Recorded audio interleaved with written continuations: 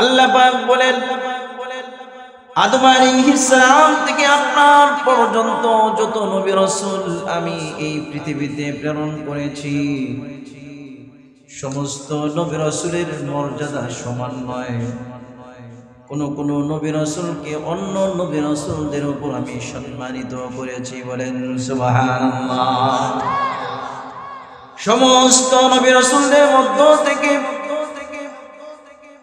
আল্লাহ পাকের সমস্ত মাখলুকাতের মধ্য থেকে আল্লাহর পরে যার স্থান, যার মান, যার শান, তিনি হচ্ছেন আমাদের নবী জনাবে মুহাম্মদুর রাসূলুল্লাহ। সবাই জুড়ে পড়ে পড়ুন সাল্লাল্লাহু আলাইহি ওয়াসাল্লাম, বলেন সুবহানাল্লাহ। সমস্ত নবী রাসূলদেরকে যে যুগে পাঠিয়েছেন ওই যুগের মধ্যে যে জিনিস সবচেয়ে বেশি প্রসিদ্ধ ছিল, যে জিনিস সবচেয়ে বেশি মানুষের কাছে গ্রহণযোগ্য ছিল, ওই জিনিসকে আল্লাহ পাক নবী রাসূলদের মধ্য থেকে মুজিজা বানিয়েছেন, বলেন সুবহানাল্লাহ। এই ওয়ান্ডার অফ মডার্ন সায়েন্স, বিজ্ঞানের বিষয়ের যুগে বর্তমান হচ্ছে মানুষ সেই মাটি থেকে সৌরজগৎ, মাটি থেকে চন্দ্র পর্যন্ত মানুষ চলে গিয়েছে। হাজার হাজার লক্ষ লক্ষ মাইল পাড়ি দিয়ে সেই চাঁদের দেশে পর্যন্ত মানুষ চলে গিয়েছে। এই আধুনিক বিজ্ঞানের যুগে যদি আল্লাহ পাক কোনো নবী রাসূল প্রেরণ করতেন তাহলে এই আধুনিক বিজ্ঞান সর্বোচ্চ শিখরে এমন বস্তু দিয়ে তাকে মুজিজা দিতেন, যে মুজিজা, যে বস্তু অন্য কোনো মানুষ করতে পারে না, বলেন সুবহানাল্লাহ। যুগে যুগে যাদেরকে পাঠিয়েছেন ওই যুগে যেটা প্রসিদ্ধ ছিল, ওই যুগে যে কাজটি সবচেয়ে বেশি প্রসিদ্ধ ছিল, ওই কাজগুলোকে নবীদের সামনে, নবীদের মুজিজার সামনে আল্লাহ পাক নত করে দিয়েছেন, বলেন সুবহানাল্লাহ।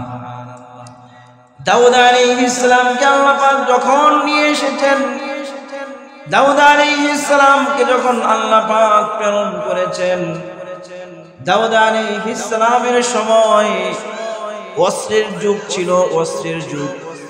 ওই যুগে মানুষ অস্ত্র বানাইতো, আগুনে পুড়ে পুড়ে বিভিন্ন অস্ত্র বানিয়ে বাজারে বিক্রি করত।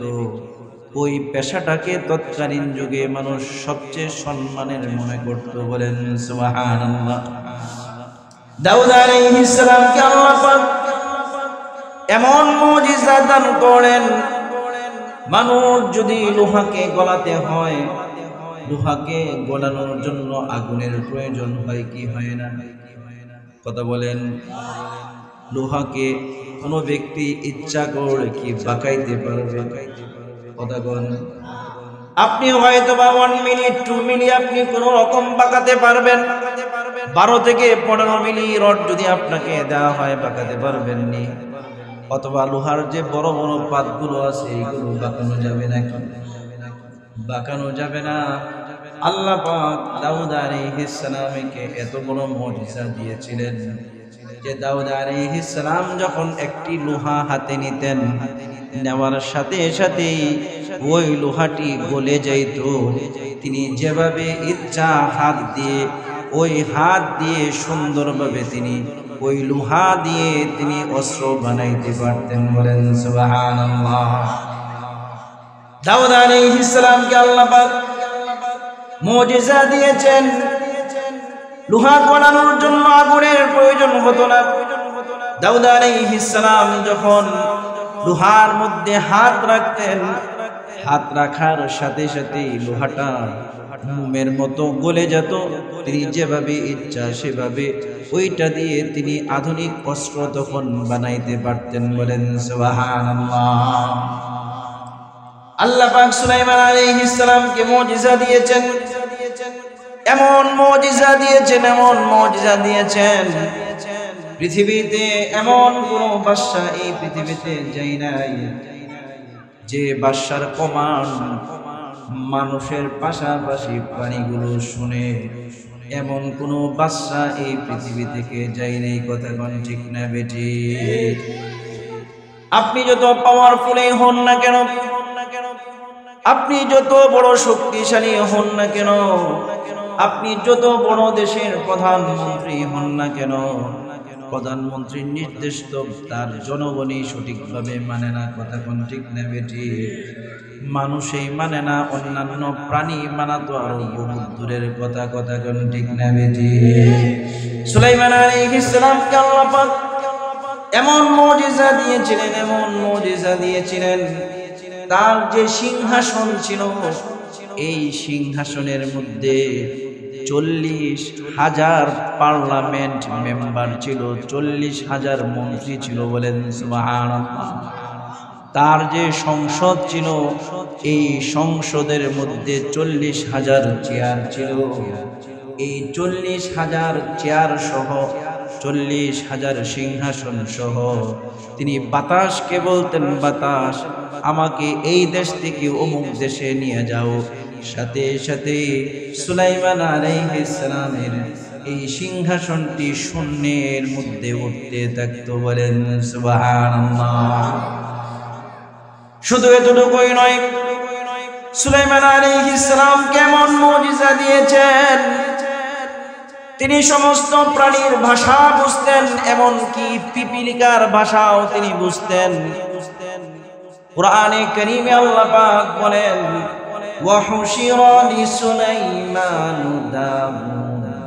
আল্লাহ পাক কুরআনে কারীমে সুলাইমান আলাইহিস সালাম সম্পর্কে তিনি বলছেন যে সুলাইমান আলাইহিস সালামকে আল্লাহ পাক পিপিলিকার ভাষা থেকে শুরু করে, পাখির ভাষা থেকে শুরু করে সব ধরনের আল্লাহ পাক জ্ঞান এবং বুঝার ক্ষমতা তাকে দান করেছিলেন। বলেন সুবহানাল্লাহ।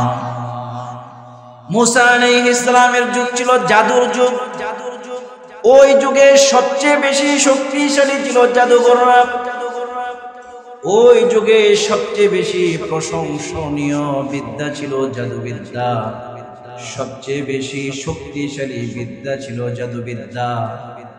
আল্লাহ পাক এমন এক যুগে মুসা আলাইহিস সালামকে প্রেরণ করেছেন, যে যুগে মুসা আলাইহিস সালামকে আল্লাহ পাক এমন এক জাদুর লাঠি দিয়েছেন, যে জাদুর লাঠি ছেড়ে দিলেই সাথে সাথে সাপ হয়ে যায়। বলেন সুবহানাল্লাহ। দুনিয়ার যারা জাদুঘর আছে, এরা তো মানুষের চোখের মধ্যে ভেলকি মারে, মানুষের চোখের মধ্যে তারা বিভিন্ন ধরনের ভেলকিবাজি করে, ভেলকিবাজি করে সাপকে ব্যাঙ বানায়, ব্যাঙকে শাক বানায়, পেপারকে তারা টাকা বানায়, আবার বিলাইকে তারা ময়ূর পাখি বানায়। কথা কোন ঠিক না বেটি? কিন্তু ভেলকিবাজি নয়, ধোঁকাবাজি নয়। আল্লাহ পাক মুসা আলাইহিস সালামকে জাদুর লাঠি দিয়েছিলেন। আল্লাহ তাআলা কোরআনে কারীমের মধ্যে বলেন, ওয়া মা তিলকা বিয়ামিনিকা ইয়া মুসা। বলেন আল্লাহু আকবার।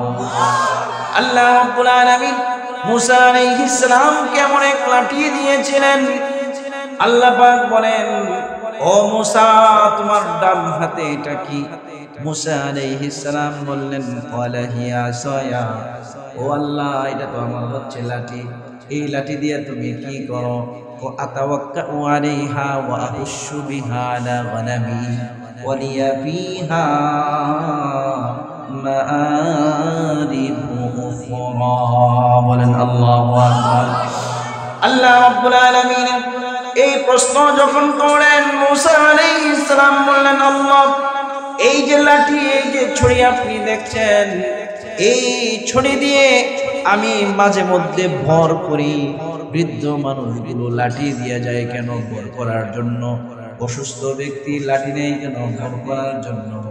কিন্তু লাঠি নিয়ে মুসা আলাইহিস সালাম বলছেন, আতাওয়াক্কাউ আলাইহা, আমি লাঠির উপর ভর করি, ওয়া আহুশু বিহা আলা গনামি, আর আমার যে প্রাণী আছে, আমার যে ছাগল আছে, আমার যে বকরিগুলো আছে, এই বকরিগুলোর জন্য গাছ থেকে পাতা পেড়ে পেড়ে তাদেরকে খাওয়াই।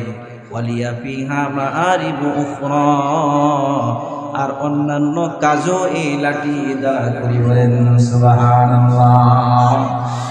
মুসা আলাইহিস সালামকে আল্লাহ পাক সমস্ত জাদুঘরদের জাদুর উপর জাদুর নামক মুজিজা দিয়েছেন।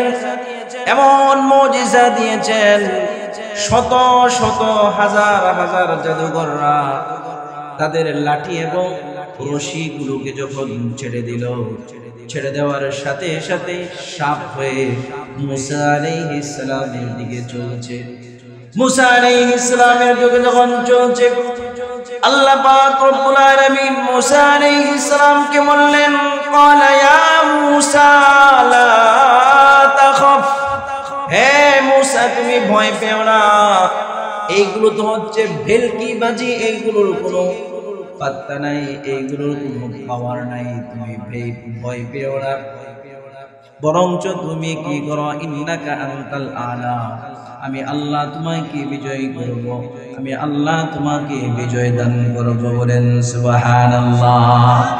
সমস্ত সাপগুলো যখন মুসা আলাইহিস সালামের দিকে ধেয়ে আসলো, মুসা আলাইহিস সালামের দিকে সামনে এসে যখন ফেনা তুললো, ফুসফুস ফুসফুস করা যখন শুরু করলো, তখন তো তিনি মানুষ, তিনি কিছুটা ভয় পেয়ে গেলেন।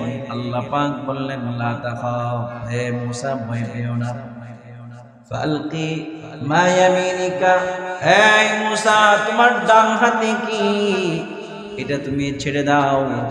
যখন তিনি ছেড়ে দিলেন, ফাইদা হিয়া হাইয়াতুন তাসআ, তখন সেটি বিশাল বড় এক অজগর হলো। অজগরের ভিতরের জিহ্বাটা যখন নাড়া দিয়ে যখন নিঃশ্বাস নিল, এক নিঃশ্বাসে জাদুঘরদের হাজার হাজার সাপ অজগরের পেটের ভিতরে ঢুকে গেল। বলেন সুবহানাল্লাহ। মুসা আলাইহিস সালাম ভয় পাচ্ছেন, যে সাপ হাজার হাজার সাপ খেয়ে ফেলছে, আমার লাঠিটা সাপ হয়ে গেছে। মুসা আলাইহিস সালাম ভয় পাচ্ছেন, লাঠির মধ্যে হাত দেয় না, সাপের মধ্যে হাত দেয় না। আল্লাহ পাক মুসা আলাইহিস সালামকে বললেন, নবী মুসা আপনি ভয় পেন না, আপনি সাপের মধ্যে হাত দেন। যে সাপের মাথায় হাত দিয়েছে, ওই সাপটি আবার লাঠি হয়ে গেছে। সাপকে আবার লাঠি করে দিলেন তিনি কে? জুড়ে বলেন তিনি কে? যে কেউ, আল্লাহ রাব্বুল আলামিন তো এমন এক সত্তা, তার জন্য কোনো কিছু করা কি অসম্ভব। কথা বলেন, কেউ যেটা পারে না সেটা পারেন কে? বলেন, কেউ যেটা দেখেন না সেটা দেখেন কে? কেউ যেটা শুনে না সেটা শুনেন কে? মুসা আলাইহিস সালামকে আল্লাহ পাক জাদুর ছড়ে দিয়েছিলেন। ঈসা আলাইহিস সালামকে আল্লাহ পাক মুজিজা দিয়েছিলেন। ঈসা আলাইহিস সালামের যুগে চিকিৎসা বিদ্যা ছিল, মেডিকেল সায়েন্সের বিশাল এক বিস্ময়ের যুগ ছিল। তখন সমস্ত মানুষগুলো এই যে আয়ুর্বেদিক যে সিস্টেম, আয়ুর্বেদিক নাম শুনছেন নি? কথা কয় না। আয়ুর্বেদিক নাম শুনেছেন? এই আয়ুর্বেদিক অথবা গাছপালা দিয়ে চিকিৎসা, কবিরাজির চিকিৎসা, সব ধরনের চিকিৎসার এক বিস্ময়কর এক চমৎকার যুগ ছিল ঈসা আলাইহিস সালামের যুগ। বলেন সুবহানাল্লাহ। তৎকালীন যুগে কবিরাজ যারা ছিল, তৎকালীন যুগে যারা ডাক্তার ছিল, তাদেরকে সবচেয়ে বেশি সম্মানিত মনে করা হতো। এমনও দেখা গেছে ডাক্তারদের তারা ভগবান মানত। বলেন নাউজুবিল্লাহ। আমাদের সমাজে বহু মানুষ এমন আছে, ডাক্তারের কাছে গিয়ে বলে, ও ডাক্তার সাহেব, আপনি যদি আমার ছেলেকে না বাঁচান তাহলে আর কেউ বাঁচাতে পারবে না। কথা কোন ঠিক না বেটি? কোন মানুষ কি মানুষের জীবন বাঁচাতে পারে? কথা বলেন। ডাক্তারের হাতে কোনো সুস্থতা আছে নাকি? ডাক্তারের হাতে কোনো সুস্থতা নাই, মেডিসিনের মধ্যেও কোনো সুস্থতা নাই। সুস্থতা দান করেন কে? কথা বলেন। একমাত্র সুস্থতার মালিক হচ্ছেন আল্লাহ। কথা কোন ঠিক না বেটি? ঈসা আলাইহিস সালামকে আল্লাহ পাক মুজিজা দিয়েছেন। এমন মুজিজা দিয়েছেন, এমন মুজিজা দিয়েছেন, মানুষ তো চিকিৎসা করে অপারেশন করলে রোগ ভালো হয়, কিন্তু ঈসা আলাইহিস সালাম শুধু হাত বুলাইয়া দিলে রোগ ভালো হয়ে যায়। বলেন সুবহানাল্লাহ। কি রোগ ভালো হয়? বর্তমান মেডিকেল সায়েন্স যত উন্নতির শিখরেই পৌঁছুক না কেন, যে ছেলেটি জন্ম থেকে অন্ধ, এই জন্মান্ধ কে কখনোই কোনো ডাক্তার কোনোদিন সুস্থ করতে পারবে না। কথা কোন ঠিক না বেঠিক? কিন্তু আল্লাহ পাক এই জন্মান্ধকে, এই জন্মান্ধের পরিপূর্ণ সুস্থতা ঈসা আলাইহিস সালামের হাতে দান করেন। ঈসা আলাইহিস সালাম যখন জন্মান্ধ ব্যক্তির চোখের উপর হাত বুলিয়ে দিতেন, হাত বুলিয়ে দেওয়ার সাথে সাথে জন্মান্ধ ব্যক্তি পরিপূর্ণরূপে সুস্থ হয়ে যাইত। বলেন সুবহানাল্লাহ। আবার যে সমস্ত ডবল রোগী আছে, ডবল রোগী বুঝেননি, শরীরের মধ্যে সাদা, এইখানে সাদা, এইখানে সাদা, এইখানে সাদা, যেটাকে বলা হয় কুষ্ঠ রোগী। শুনেছেন নাম কুষ্ঠ রোগ? এইখানে সাদা, ঠোঁটে সাদা, এইখানে সাদা, ওইখানে সাদা। এই কুষ্ঠ রোগের চিকিৎসা আজও পর্যন্ত পরিপূর্ণরূপে পৃথিবীর এখন পর্যন্ত বের হয় নাই। অথচ ঈসা আলাইহিস সালাম যখন কোনো কুষ্ঠ রোগীর শরীরের মধ্যে হাত বুলিয়ে দিতেন, সাথে সাথে কুষ্ঠ রোগীর সে রোগ ভালো হয়ে তিনি পরিপূর্ণ সুস্থ হয়ে যাইতেন। ও ভাই, টাক মাথায় কখনোই চুল গজায় না। যত অ্যাডভার্টাইজ দেখেন, যত কিছুই করেন, যে ব্যক্তিটা জন্ম থেকে টাক, জন্মের পরে কোনোদিন তার মাথার চুল গজায় নাই, এমন জন্ম থেকে যে মানুষটা টাক, পৃথিবীর এমন কোন চিকিৎসা আজ পর্যন্ত বের হয় নাই। যে চিকিৎসা, যে তেলের মাধ্যমে, যে ট্যাবলেটের মাধ্যমে, যে পরিচর্যার মাধ্যমে টাক মাথায় চুল গজাবে, কিন্তু আল্লাহ পাক ঈসা আলাইহিস সালামকে এমন মুজিজা দান করেছিলেন যে ঈসা আলাইহিস সালাম যখন কোনো টাক মাথায় হাত রাখতেন, হাত রাখার সাথে সাথে চুল গজিয়ে যাইত। বলেন সুবহানাল্লাহ। শুধু এতটুকুই নয়, আল্লাহ পাক ঈসা আলাইহিস সালামকে আরেকটা মুজিজা দিয়েছিলেন, বিস্ময়কর মুজিজা। এমন মুজিজা পৃথিবীর কোনো নবীকে কোনোদিন দেওয়া হয় নাই। এই মুজিজা ছিল, তিনি যখন কবরের পাশ দিয়ে যেতেন, আর কোন মৃত ব্যক্তিকে যদি বলতেন কুম্বি ইজনিল্লাহ, ও আল্লাহর বান্দা তুমি কবর থেকে উঠে যাও, সাথে সাথে কবর ফেটে ওই মৃত ব্যক্তি দাঁড়িয়ে বলতো লাব্বাইক ইয়া ঈসা। বলেন সুবহানাল্লাহ। ঈসা আলাইহিস সালাম আল্লাহ পাকের হুকুমে তিনি মৃতদেরকে জীবিত করতে পারতেন। তিনি যখন টাক মাথায় হাত রাখতেন, ওই টাক মাথা চুল দ্বারা পরিপূর্ণ হয়ে যেত। জন্মান্ধের চোখের উপর যখন হাত রাখতেন, সাথে সাথে ওই জন্মান্ধ ব্যক্তির চোখের মধ্যে তার দর্শন শক্তি ফিরে আসতো। বলেন সুবহানাল্লাহ। প্রত্যেক নবীকে বিভিন্ন মুজিজা দেওয়া হয়েছে। আমাদের নবী, আখিরি নবী জনাবে মুহাম্মদুর রাসূলুল্লাহ সাল্লাল্লাহু আলাইহি ওয়াসাল্লামকে অনেক মুজিজা দেওয়া হয়েছে। এর মধ্যে অনেক বড় একটি মুজিজা হচ্ছে আল্লাহ রাব্বুল আলামিন এমন মুজিজা তাকে দিয়েছেন যে মুজিজা পৃথিবীর অন্য কোনো নবীকে দেন নাই। বলেন সুবহানাল্লাহ।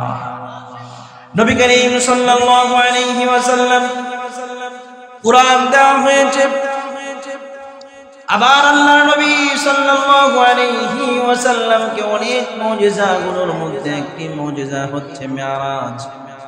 এই রজব মাসে যে মেরাজ হয়েছে, এই মেরাজ আল্লাহর নবীর এক অন্যতম মুজিজা। বলেন সুবহানাল্লাহ। নবী করিম সাল্লাল্লাহু আলাইহি ওয়াসাল্লাম তিনি বলেন, আমি উম্মে হানি রাদিয়াল্লাহু তাআলা আনহার, আমার চাচাতো বোন উম্মে হানির বাসায় আমি ঘুমিয়েছিলাম। যখন আমার চক্ষু লেগে আছে, আমার চোখ কাঁচা কাঁচা ঘুম, এরকম হয় কি হয় না? কথা কন না, কাঁচা ঘুম হয় কি হয় না? কাঁচা ঘুম আমি বুঝতে পারতেছিলাম কি জানি হচ্ছে।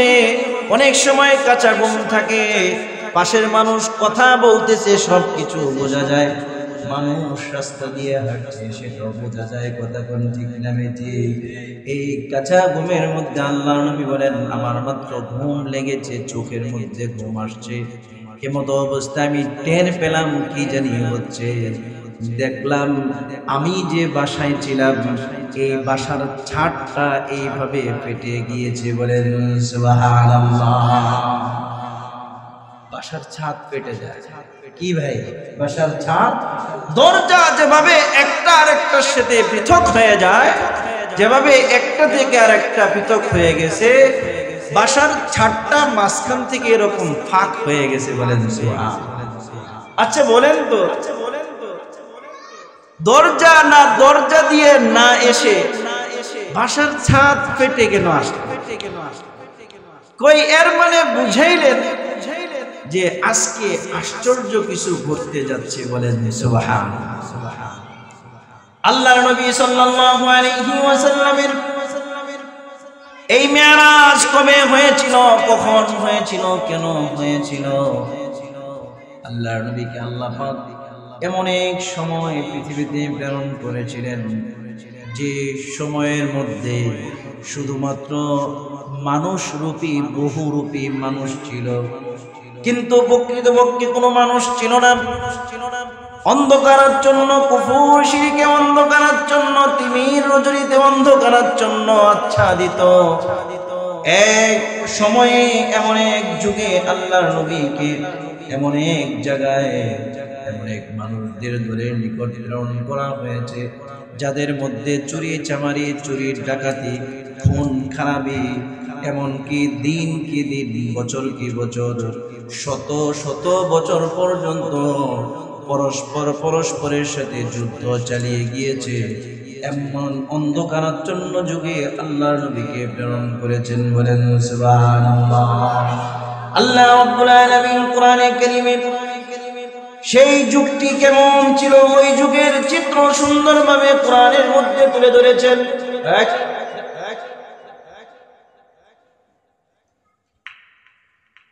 আল্লাহ রাব্বুল আলামিন এর চিত্র সুন্দরভাবে তুলে ধরেছেন।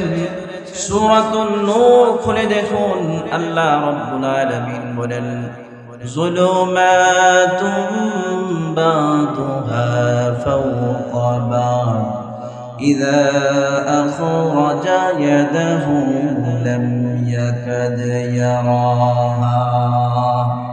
আল্লাহ পাক বলেন নবী, আমি আপনাকে এমন একটি যুগে, এমন একটি সময় প্রেরণ করেছিলাম, এমন একটি সময় প্রেরণ করেছিলাম যেখানে অন্ধকারের উপর অন্ধকার, অর্থাৎ খুটখুটে অন্ধকার। কই কেমন অন্ধকার ছিল? ইদালাম, যখন কোনো ব্যক্তি তার হাত বের করে, যখন কোনো ব্যক্তি তার হাত বের করে, লাম ইয়াকাদ ইয়ারাহা, ওই ব্যক্তি তার নিজের হাতটা পর্যন্ত দেখতে পারে না।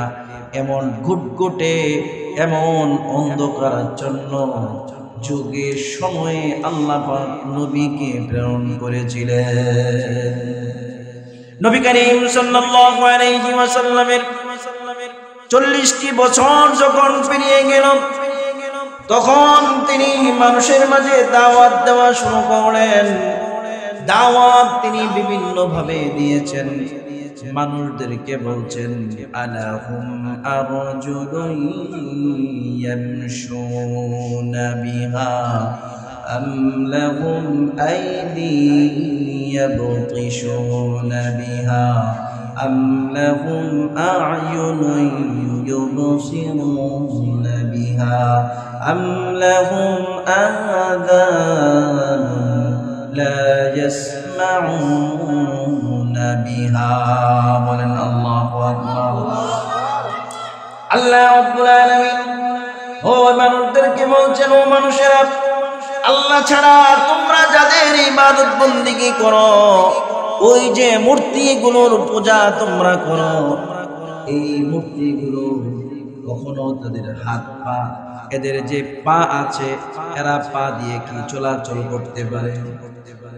এই যে দুর্গা পূজা করেন আপনারা, শিব পূজা করেন, বিভিন্ন মূর্তি পূজা যে আপনারা করেন, এই মূর্তিগুলো আপনারাই বানান, কিছুদিন তাদের পূজা করেন, আবার আপনারাই বুট জুতা দিয়া পাড়ায়া এদেরকে পানির নিচে ডুবিয়ে দেন। কথা কোন ঠিক না বেঠি? আমরা তো এমন এক রবের ইবাদত বন্দেগী করি, এমন এক রবের ইবাদত বন্দেগী করি যে রবকে সদা সর্বদা আমরা স্মরণ করি, যে রবের জন্য নিজের জীবন পর্যন্ত দিতে পারি। কথা কোন ঠিক না বেঠি? আল্লাহ পাক বলেন, আলাহুম আইদি ইয়াবতিশুনা বিহা, ও আমার বান্দারা, তোমরা যে মূর্তির পূজা করো, এই মূর্তিগুলোর হাত তো আছে, হাত থাকলেও এরা তো কোনো কিছু ধরতে পারে না। দুর্গার হাত 13টা, অমুক মূর্তির হাত 13টা, 14টা, 15টা, 20টা আছে না নাই? কিন্তু এই হাতগুলো শুধু বের হয়ে থাকে, এই হাত দিয়ে কোনোদিন কোনো কিছু করতে পারে না। কথা কোন ঠিক না বেঠি?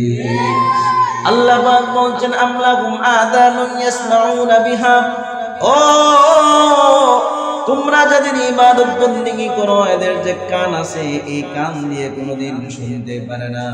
শুধু এতটুকুই নয়, এদের যে জিহ্বা আছে, এই জিহ্বা দিয়ে কোনোদিন কথাও বলতে পারে না।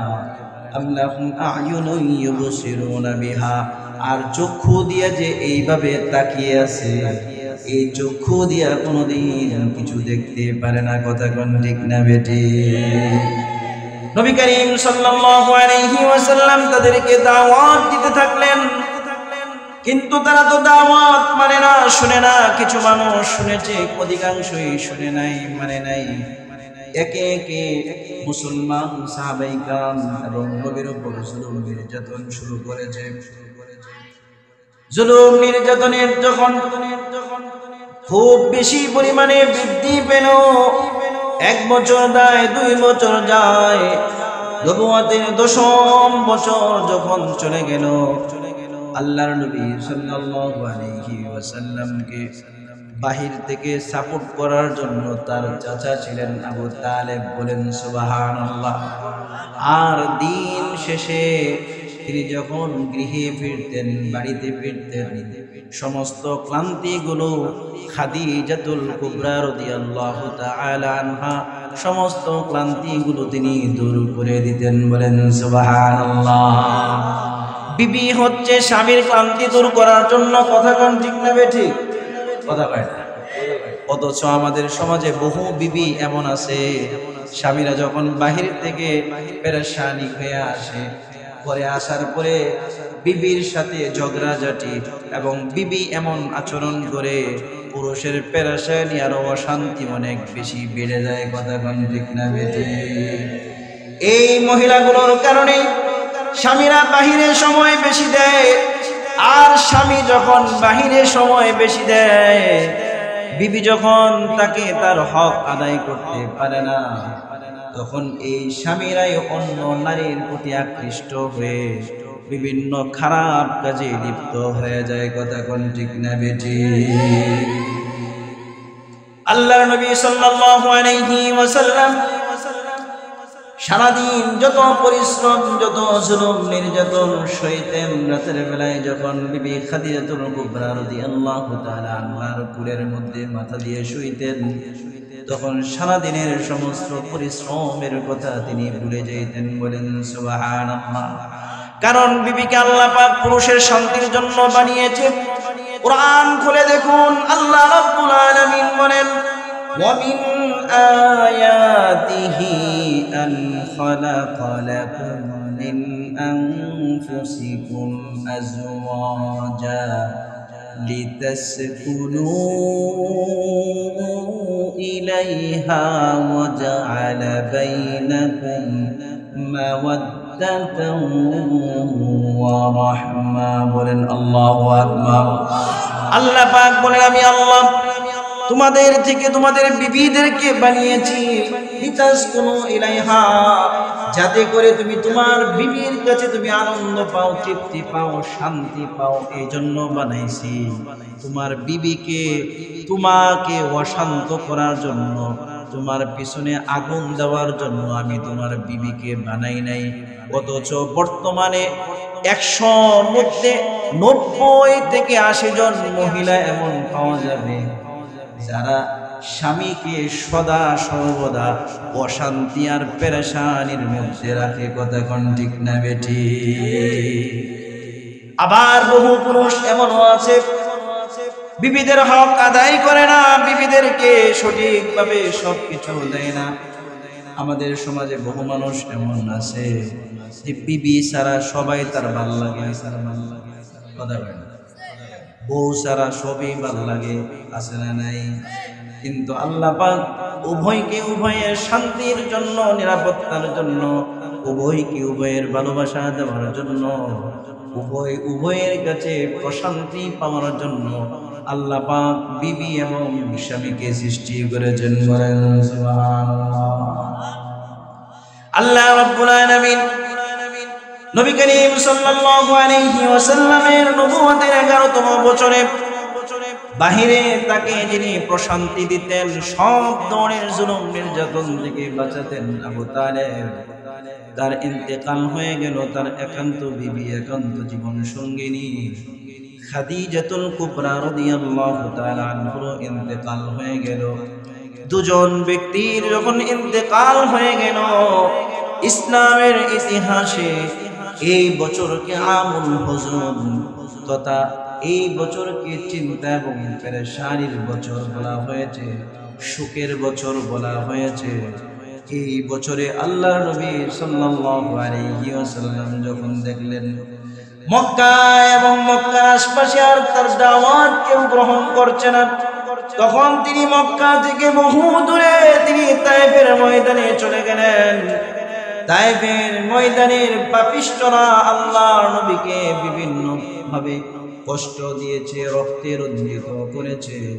অত্যন্ত ভারাক্রান্ত হৃদয় নিয়ে বড় আশা নিয়ে গিয়েছিলেন, কিন্তু ভারাক্রান্ত হৃদয় নিয়ে তিনি যখন মক্কায় আসলেন, আসার পরে আল্লাহ রাব্বুল আলামিন নবী করিম সাল্লাল্লাহু আলাইহি ওয়াসাল্লামকে বললেন, ইয়া রাসূলুল্লাহ, ও আমার হাবিব, আপনি তো দ্বীনের জন্য, ইসলামের জন্য আপনি তো আমার জন্য বহু কষ্ট করেছেন, জুলুম নির্যাতন সহ্য করেছেন। আজকে যেহেতু আপনি এত ত্যাগ তিতিক্ষা করেছেন, এই জন্য আমি আপনাকে আমার ঘর আরশে আজিমের মেহমান আমি আপনাকে বানাবো। বলেন সুবহানাল্লাহ। যে কর্মী দলের জন্য যত বেশি ত্যাগ তিতিক্ষা করে, যে কর্মী দলের জন্য যত বেশি নিজের ব্যক্তি জীবন, নিজের সম্পদ ব্যয় করে ত্যাগী হয়, ওই কর্মী, ওই নেতা আপনার প্রধানমন্ত্রী, অথবা সে যে দল করে এই দলের যিনি প্রধান তার তত কাছাকাছি হয়। কথা কোন ঠিক না বেটি? কোন প্রধানমন্ত্রী যদি শুনে অমুক নেতা আমার জন্য এটা করেছে ওইটা করেছে, তখন কিন্তু প্রধানমন্ত্রী ওই কর্মীকে তার আপনার বঙ্গভবনে অথবা তার রাজভবনে ডেকে নেয়। কথা কোন ঠিক না বেটি? আল্লাহর নবী সাল্লাল্লাহু আলাইহি ওয়াসাল্লাম দ্বীনের জন্য এত বেশি কষ্ট, এত বেশি তিনি জুলুম নির্যাতনের শিকার হয়েছিলেন। মুহাদ্দিসিনে কেরাম বলেন, সমস্ত নবী রাসূলদের কষ্ট যদি এক পাল্লায় রাখা হয়, আর নবী করিম সাল্লাল্লাহু আলাইহি ওয়াসাল্লামের কষ্ট যদি এক পাল্লায় রাখা হয়, তাহলে আল্লাহ নবীর কষ্টই অনেক বেশি হবে। এত কিছুর পরে যখন নবী করিম সাল্লাল্লাহু আলাইহি ওয়াসাল্লামকে আল্লাহ রাব্বুল আলামিন কাছে ডেকে নিলেন, কাছে ডেকে নেওয়ার জন্য, আরশে আজিমে নেওয়ার জন্য আল্লাহ রাব্বুল আলামিন জিবরাইল মিকাইলকে পাঠিয়ে দিলেন। জিবরাইল মিকাইল আপনার ছাদ ফেটে ভিতরে ঢুকে আল্লাহর নবীকে নিয়ে গেলেন হাতিমে কাবা। হাতিমে কাবায় শুয়াইয়া দিলেন। শুয়াইয়া তার ওপেন হার্ট সার্জারি করলেন। বুকটাকে চিরে ফেললেন। চিরে ওইখান থেকে কলবে আতহার পবিত্র আত্মাটাকে বের করে, কলবটাকে বের করে জমজমের পানি দিয়ে ধুইলেন। তার মধ্যে এলেম এবং হেলেম ঢুকিয়ে আবার আল্লাহর নবীর বুকের মধ্যে স্থাপন করে দিয়ে এই যে বুক পারলেন, ওপেন হার্ট সার্জারি করলেন। কোনো ধরনের সুই সুতা ব্যবহার করেন নাই। যখন তিনি আবার কলবটাকে ঢুকিয়ে দিলেন, বুকটাকে সমান করে দিয়ে জিবরাইল আলাইহিস সালাম নিজের থুতু মুবারক যখন বুকের ওই ফাড়ার জায়গায় দিয়ে দিলেন, সাথে সাথে বুকটা মিলিত হয়ে গেল। তার মধ্যে আর কোনো চিহ্ন ছিল না। বলেন সুবহানাল্লাহ। এবার আল্লাহর নবী সাল্লাল্লাহু আলাইহি ওয়াসাল্লামের জন্য একটি বুরাক নিয়ে আসা হলো, একটি বাহন। এটা সাধারণ কোনো বাহন নয়, এত দ্রুতগামী বাহন কিয়ামত পর্যন্ত কোনো বিজ্ঞানী কোনোদিন তৈরি করতে পারবে না। বলেন সুবহানাল্লাহ। এই বুরাক আল্লাহর নবীর পাশে দাঁড়িয়েছিল। বুরাকটি হচ্ছে খচ্চরের চেয়ে বড়, গাধার চেয়ে কিছুটা ছোট একটা প্রাণী। এই প্রাণীর উপর আল্লাহর নবী সাল্লাল্লাহু আলাইহি ওয়াসাল্লাম সওয়ার হইলেন। মক্কা থেকে রওনা দিলেন বাইতুল মুকাদ্দাসে। যখন রওনা হইলেন চলতে থাকলেন। কিছু দূর যাওয়ার পরে এক বৃদ্ধা নারী, এক বুড়া মহিলা, এক বুড়ি মহিলা বলছে ইয়া মুহাম্মদ বলে ডাক দিয়েছে। জিবরাইল আলাইহিস সালাম বললেন ইয়া রাসূলুল্লাহ, আপনি এই বৃদ্ধা মহিলার দিকে তাকাবেন না, তার ডাকে সাড়া দিবেন না, সামনের দিকে অগ্রসর হন। সামনের দিকে তিনি অগ্রসর হলেন। কিছু দূর যাওয়ার পরে এক বৃদ্ধ পুরুষ আল্লাহর নবীকে ডাক দিল। জিবরাইল বললেন ইয়া রাসূলুল্লাহ, আপনি বৃদ্ধের কথায়, আপনি বৃদ্ধের ডাকেও আপনি সাড়া দিবেন না, সামনের দিকে অগ্রসর হন। সামনের দিকে তিনি অগ্রসর হতে লাগলেন। কিছু দূর যাওয়ার পরে একদল মানুষ তাকে সালাম দিল। আসসালামু আলাইকা ইয়া আউয়ালু, আসসালামু আলাইকা ইয়া আখিরু, আসসালামু আলাইকা ইয়া হাশিরু। বলেন আল্লাহু আকবার। সালাম দিল। এই যে সালাম দিল, জিবরাইল আলাইহিস সালাম বললেন ইয়া রাসূলুল্লাহ, আপনি তাদের সালামের জবাব দিন। আল্লাহর নবী সালামের জবাব দিলেন আর বললেন, জিবরাইল বললেন ইয়া রাসূলুল্লাহ, এই যে আপনাকে সালাম দিয়েছে, জানেননি এই দলে কারা কারা আছে? এই দলে আপনার জাতির পিতা ইব্রাহিম আলাইহিস সালাম আছেন। বলেন সুবহানাল্লাহ। জোরে বলেন না সুবহানাল্লাহ। এই দলের মধ্যে ইব্রাহিম আলাইহিস সালাম আছেন। এই দলের মধ্যে মুসা আলাইহিস সালাম আছেন। এই দলের মধ্যে ঈসা আলাইহিস সালাম রয়েছেন। বলেন সুবহানাল্লাহ।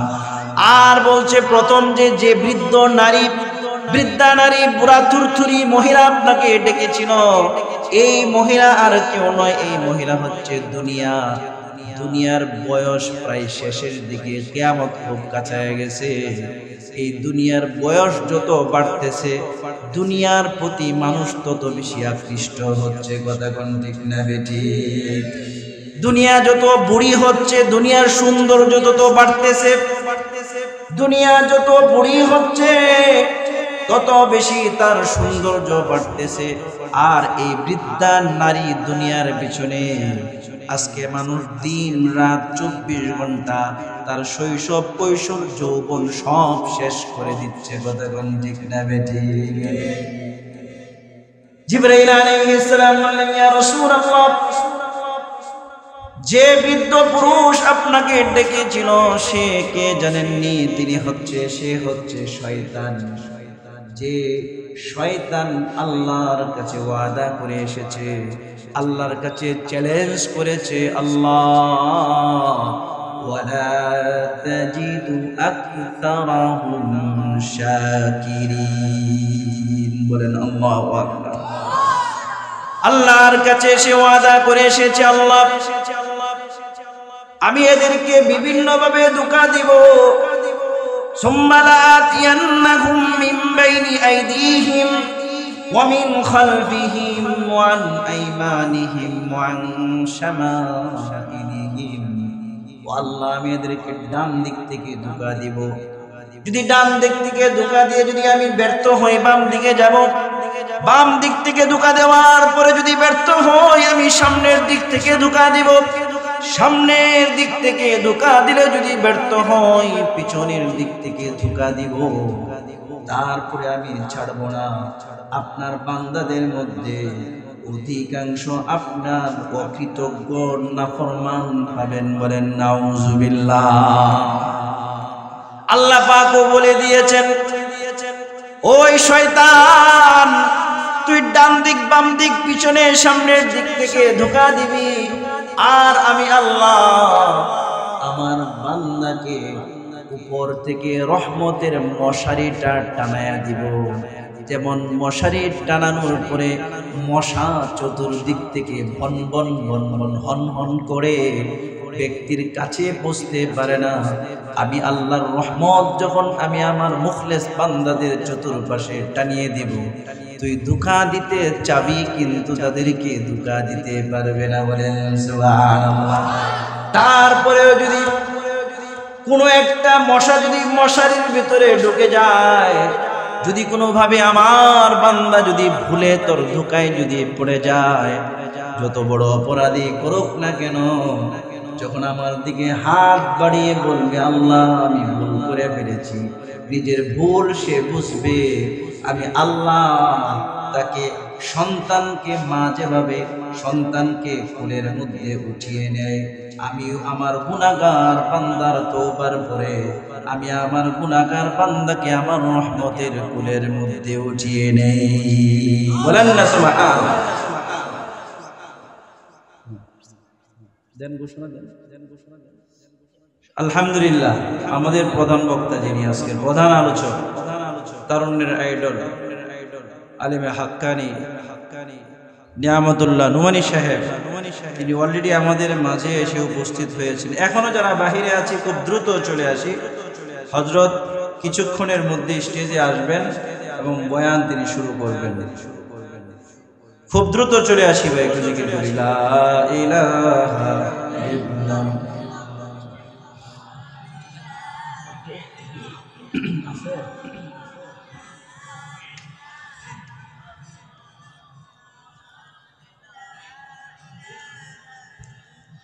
لا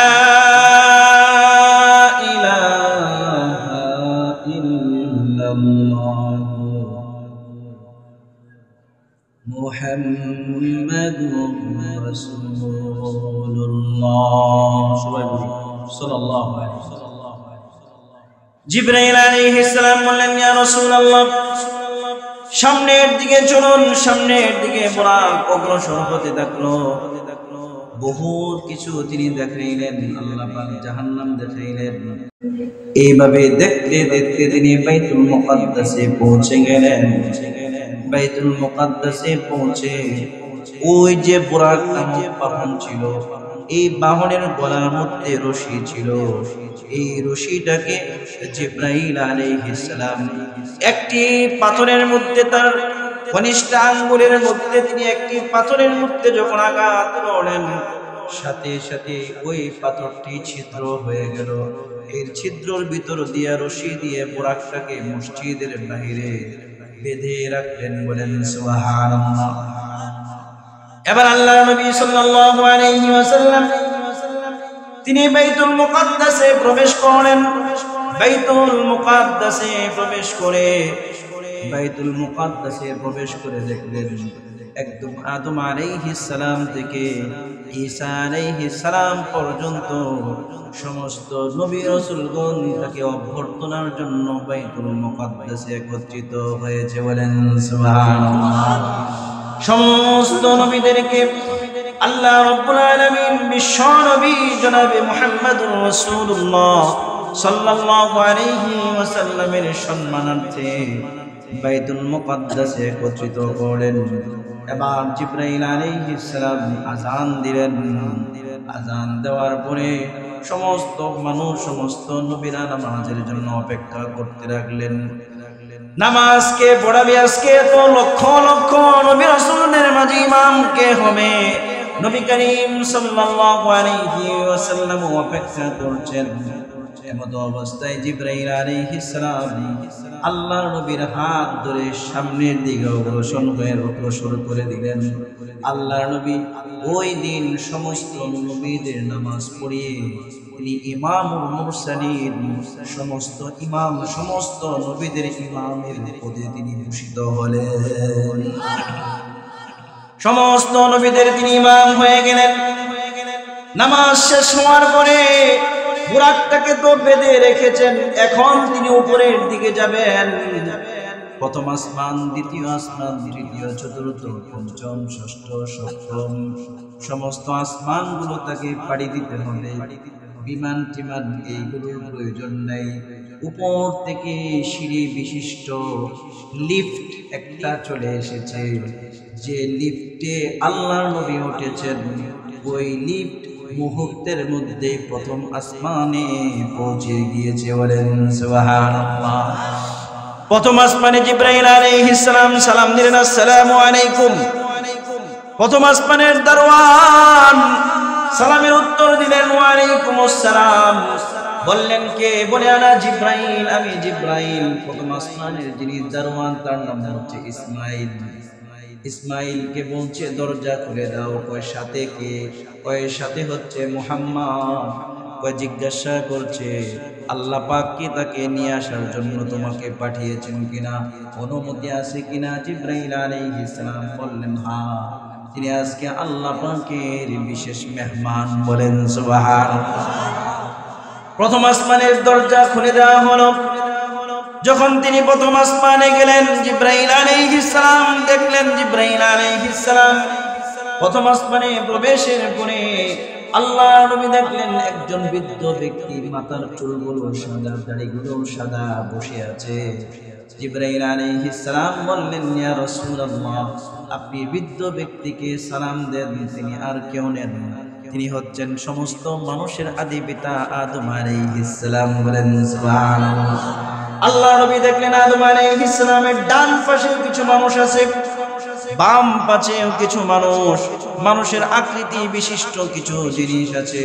আদম আলাইহিস সালাম যখন ডান দিকে তাকান তখন তিনি মুচকি হাসেন, আবার বাম দিকে যখন তিনি তাকান তখন তিনি কান্না করে দেন।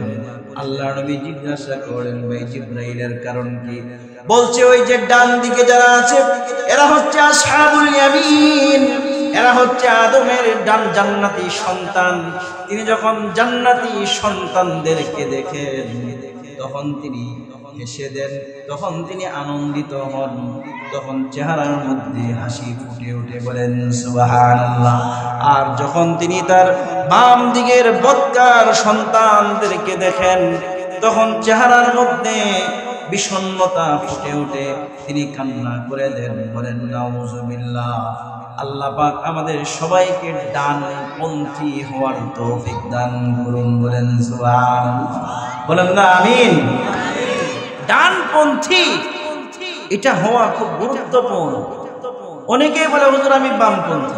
তো বামপন্থী তুমি তো বাম যদি হও, তুমি যদি বাম রাম হও তো তোমার ঠিকানা তো জাহান্নামে। কথা কোন ঠিক না বেঠিক?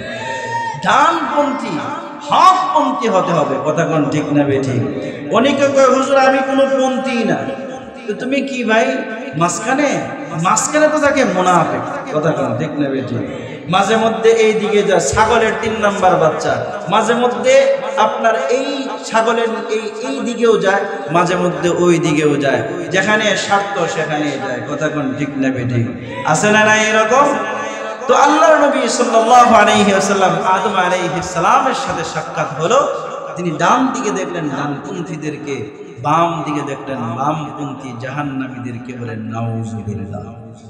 দ্বিতীয় আসমানে যখন গেলেন ঈসা এবং ইয়াহইয়া আলাইহিস সালামের সাক্ষাৎ হলো। তৃতীয় আসমানে ইউসুফ আলাইহিস সালামের সাথে সাক্ষাৎ হলো। চতুর্থ আসমানে হারুন ইদ্রিস আলাইহিস সালামের সাথে সাক্ষাৎ হলো। পঞ্চম পঞ্চম আসমানে হারুন আলাইহিস সালামের সাথে সাক্ষাৎ হলো। ষষ্ঠ আসমানে মূসা আলাইহিস সালাম, সপ্তম আসমানে ইব্রাহিম আলাইহিস সালামের সাথে সাক্ষাৎ হলো। তিনি দেখলেন ইব্রাহিম আলাইহিস সালাম আপনার মসজিদ যেটা আছে বাইতুল মামুর, এই বাইতুল মামুরের দেয়ালের মধ্যে হেলান দিয়ে বসে আছেন, আর তার সামনে অনেকগুলো ছোট ছোট শিশুরা খেলাধুলা করতেছে। বলেন সুবহানাল্লাহ। ইব্রাহিম আলাইহিস সালামের সাথে আল্লাহর নবীর সাক্ষাৎ হলো। সাক্ষাৎ হওয়ার পরে ইব্রাহিম আলাইহিস সালামের সামনে বাচ্চারা যে খেলাধুলা করছে, আল্লাহর নবী জিজ্ঞাসা করেন, ভাই জিবরাইল এরা কারা? কয় এরা হচ্ছে আপনার উম্মতের মুমিন যারা ছিল, তাদের সন্তান। যে সন্তানগুলো নাবালেগ অবস্থায় মৃত্যুবরণ করেছে, এই সন্তানগুলোকে আল্লাহ পাক সপ্তম আসমানের উপরে আমাদের জাতির পিতা ইব্রাহিম আলাইহিস সালামের কাছে দিয়ে দেন। ইব্রাহিম আলাইহিস সালাম এদের দেখাশোনা করেন আর তাদেরকে আল্লাহ পাকের ইলমে দ্বীন শিখান। বলেন সুবহানাল্লাহ।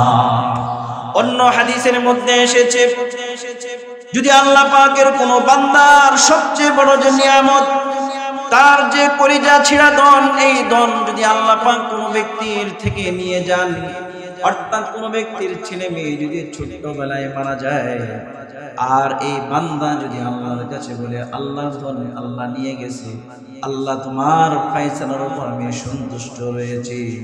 হাদিস শরীফের মধ্যে এসেছে, এই বাচ্চাটা যদি আপনার জীবিত অবস্থায় দুনিয়াতে আসে, কিছুদিন যদি সে জীবিত থাকে, কিয়ামতের ময়দানে এই বাচ্চা পিতা মাতাকে সুপারিশ করে জান্নাতে নিয়ে যাবে। বলেন সুবহানাল্লাহ। আর যদি জীবন দেওয়ার পরে 7 মাস 8 মাস এমত অবস্থায় যদি পেটের মধ্যে যদি মারা যায়, আছে না নাই, 8 মাসে 9 মাসে যদি মারা যায়, তাহলে এই বাচ্চাটা কিয়ামতের ময়দানে তার পিতা মাতাকে, তার নাভি আছে, এই নাভির সাথে পেঁচিয়ে টানতে টানতে তার মা বাবাকে জান্নাত পর্যন্ত নিয়ে যাবে। বলেন সুবহানাল্লাহ। হুজুর চলে আসছেন, আর আলোচনা করব না। সপ্তম আসমান পর্যন্ত আল্লাহর নবী গিয়েছেন, আল্লাহর সাথে সাক্ষাৎও করেছেন।